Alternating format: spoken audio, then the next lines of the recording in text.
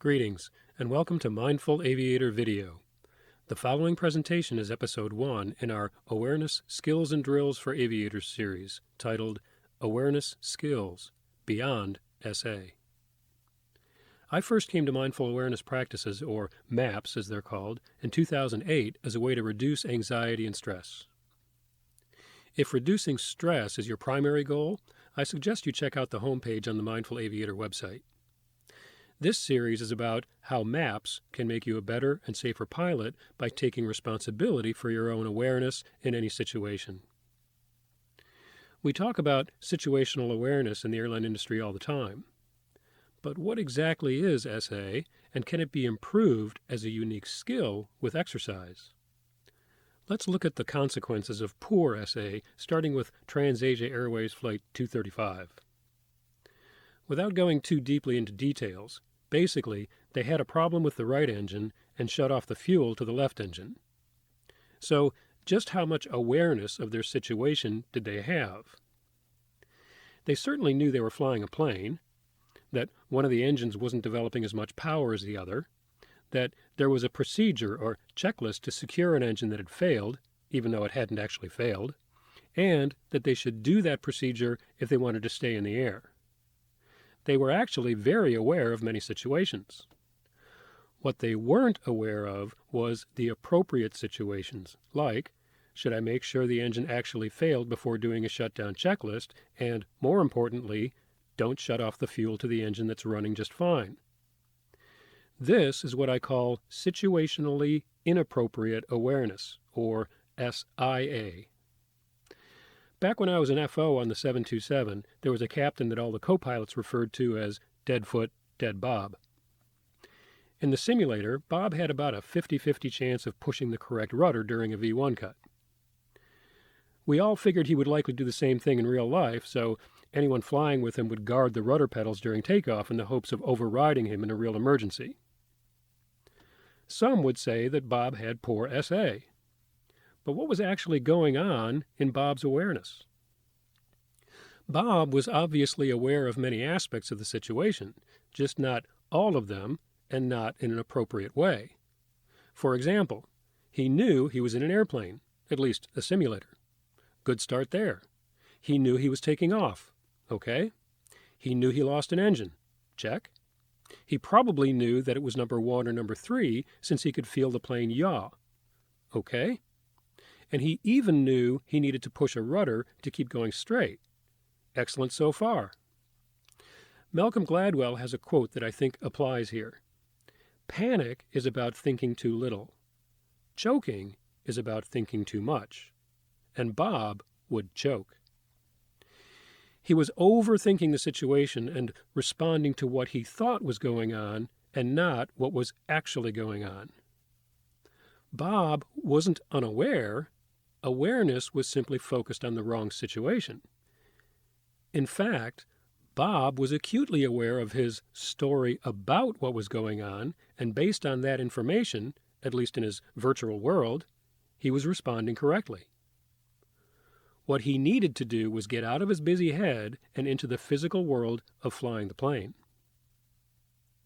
I'd like you to try something for a moment, a simple challenge. Take a moment and stop being aware.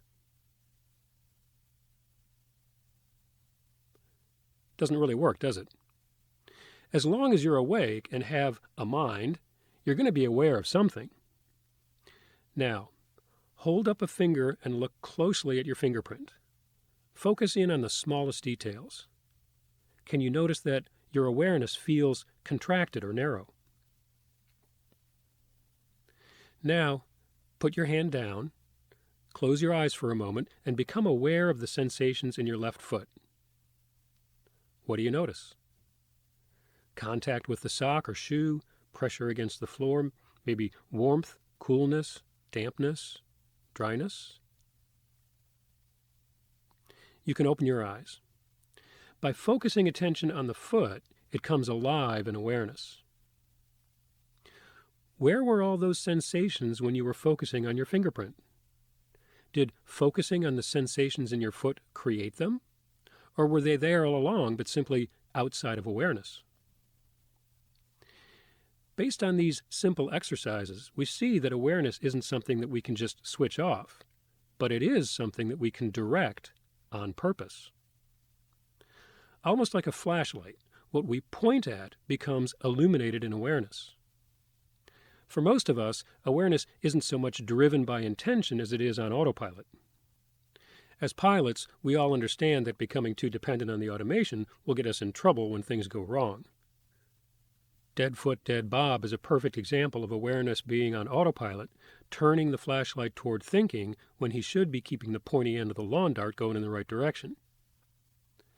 My first question is, if situationally inappropriate awareness remains one of the biggest causes of aircraft accidents, and awareness can be directed on purpose, why aren't we training pilots how to direct awareness as a skill? Fixation is often a big part of situationally inappropriate awareness. Fixation has a quality of contracted awareness or tunnel vision, as if we're looking at our finger through a toilet paper tube. Often, as pilots, when we get checked out in a new aircraft and we're still unfamiliar with where things are, it can feel like we have tunnel vision, with awareness constantly searching and clumsily jumping from thing to thing. The feeling is stressful and uncomfortable, leaving us with a nagging question. Where should I be pointing my flashlight of awareness, and what am I missing? With experience, we get more comfortable in the aircraft, and the feeling is one of more open and inclusive awareness. With that increased level of comfort, our flashlight beam is narrow and focused when it needs to be, and open and inclusive as we monitor the big picture. Go ahead and focus on your fingerprint again. Zoom right in on the smallest detail you can. Narrow down your flashlight beam. This is more of a threading the needle kind of awareness, the kind of awareness you might have hand-flying an approach to minimums in turbulence.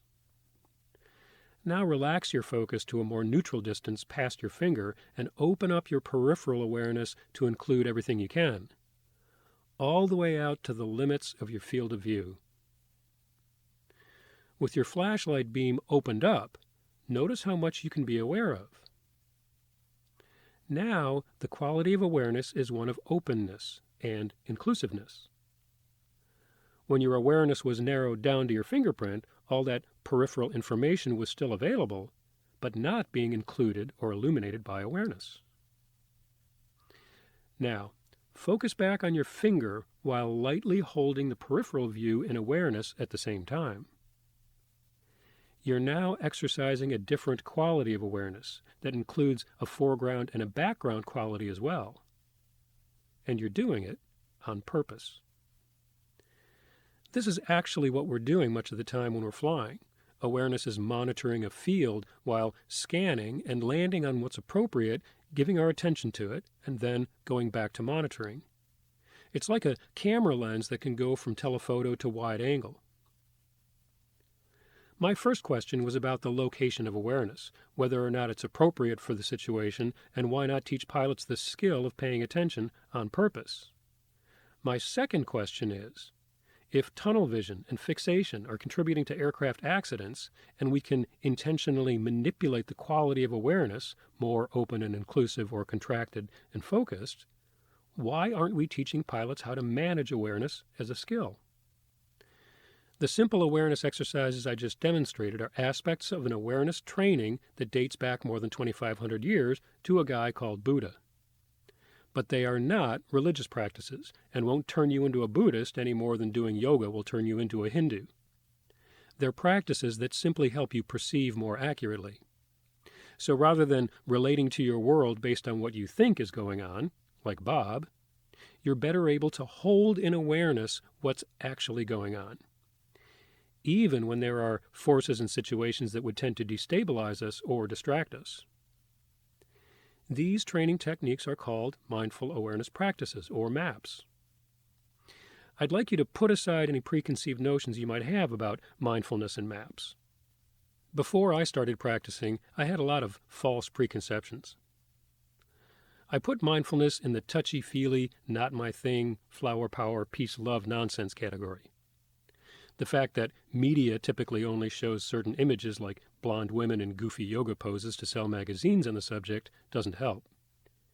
From my perspective now, these images are more appropriate because these skills have been taught to military special forces units and elite athletes for many years. On the right here is George Mumford teaching NBA players. And this is my own friend Richard Gerling, who teaches MAPS to law enforcement and first responders.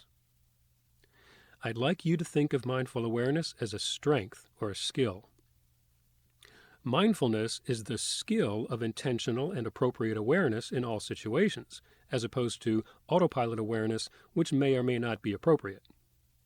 Meditation is how we develop this as a skill. Meditation is like going to the gymnasium of awareness practice to build muscle. If I want more physical strength, I go to the gym and lift weights. I don't lift weights to get really good at lifting weights. I do it to build muscle. If I'm easily distracted, stressed out by rumination, lack resilience when destabilized, or I'm having difficulty staying on task with focus, I can go to the gym of MAPS and practice and build the muscle of intentional, situationally appropriate awareness. Suppose I want to know how strong you are physically. I might ask you to pick up a weight and hold it out in front of you. How long can you sustain that? At first, not very long, so you go to the gym and build that muscle. If you want to know how strong your muscle of intentionally focused awareness is, you can direct your awareness in a particular way to land and stay with a particular thing, like the sensations of breathing in your body. How long can you apply, then sustain awareness on that? How long can you point that flashlight of awareness on one thing, like holding up the physical weight, but with your mental muscle? The next short exercise is the awareness equivalent of picking up a weight and seeing how long you can hold it out in front of you. Take a relaxed but alert posture, sitting upright if you're in a chair. Close your eyes if you're comfortable with that, or allow your eyes to focus neutrally out in front of you. Take one deep breath, and then on the exhale, purse your lips to let the out-breath be long and slow, like this.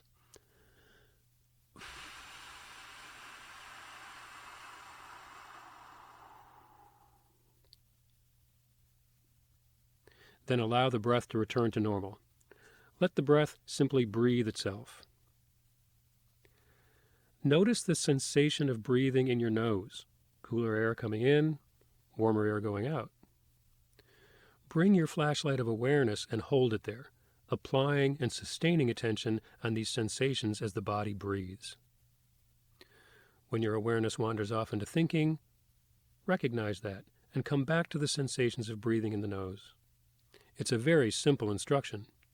I'll give you 1 minute on your own. Just keep holding awareness on that experience.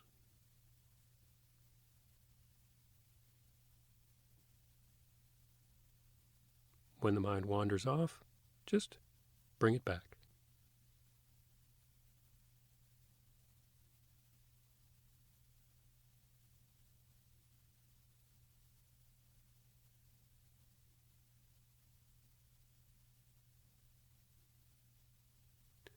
Lost in thoughts?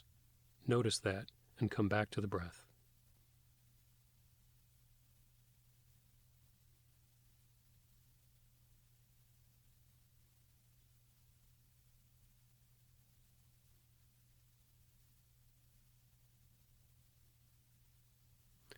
Mind wanders off again, just come back to the breath.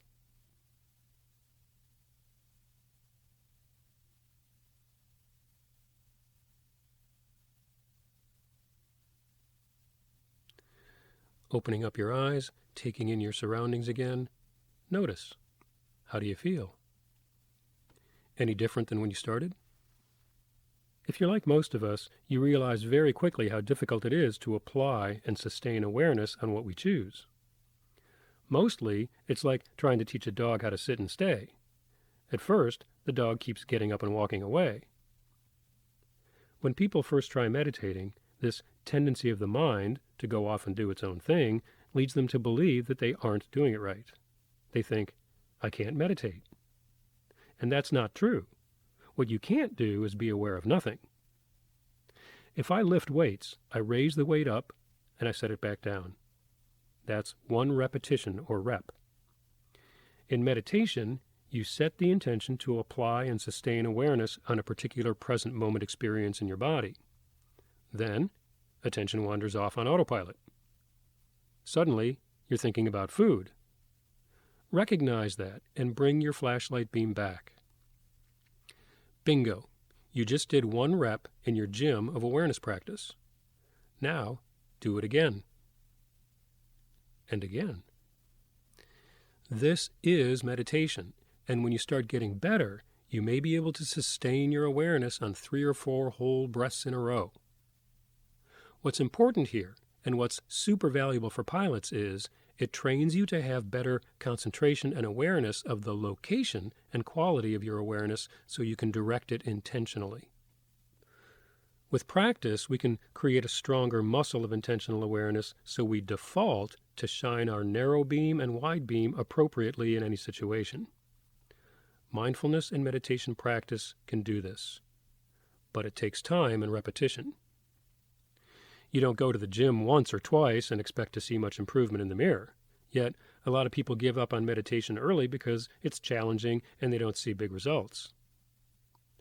Under most normal conditions, each and every one of us already has the ability to direct awareness appropriately. If we didn't, we'd have never made it through simulator training. But things don't happen in the real world like they do in the simulator. Every single aviator who lost situationally appropriate awareness and ended up in a smoking hole was considered current and qualified. So, what keeps happening? Why are human factors still such an issue? Startle response, tunnel vision, fixation, distraction, fear, inadequate training, overwhelm, and so many other things simply destabilize the crew's ability to point awareness in the right direction at the right time and with the right qualities. You know, the right stuff. An amazing example of having the right stuff when it comes to situationally appropriate awareness can be found by reviewing the cockpit voice recorder of U.S. Air's Flight 1549. And that's what we'll be exploring in our next episode. Be sure and check out all the resources on our website, mindfulaviator.com. Stay safe, and thanks for watching.